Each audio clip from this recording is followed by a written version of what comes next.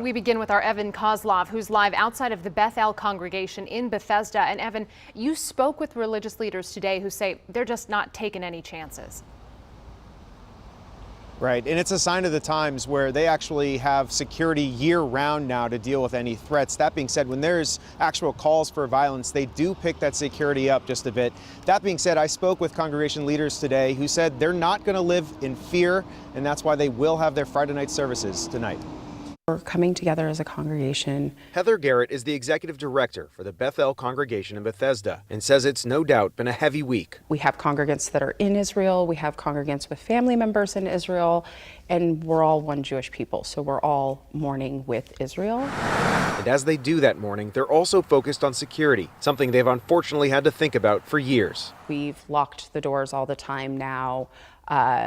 We'll have increased security presence during school hours, things like that. All this as synagogues and police across the region take precautions. Outside of the Adass Israel Synagogue in Cleveland Park, we found patrol cars and an officer by the front door.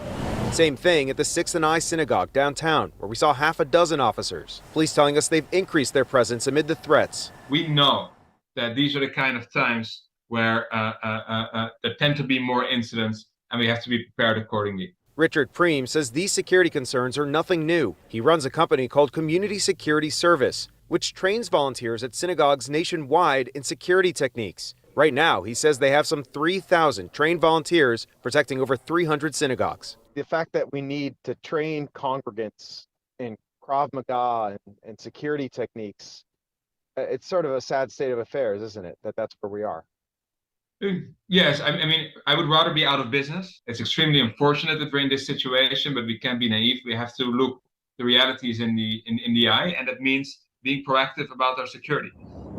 This latest threat, very real for Preem. He was in Israel with a group of police officers on Saturday morning when the rockets started to fly. The building was shaking, and I saw rockets flying over, rockets being shot out of the air. They heard people screaming as they were running at times to the shelter. But back in Bethesda, moments of strength, as this congregation plans to do their Shabbat ceremonies as planned. I think it's a moment of saying we're here and we're going to live our lives, and we're not going to let anybody take that from us. Powerful words there. Meanwhile, there's also increased security at the Capitol. Last night, we captured video of these barriers that are being put up outside of the Capitol. We were told by Capitol Police today that there's no specific threat. They just want to be ready just in case. For now, reporting here in Bethesda, I'm Evan KOSLOF, WUSA 9. We know so many of our friends in the Jewish community are very worried tonight. Evan, we appreciate your reporting. Thank you.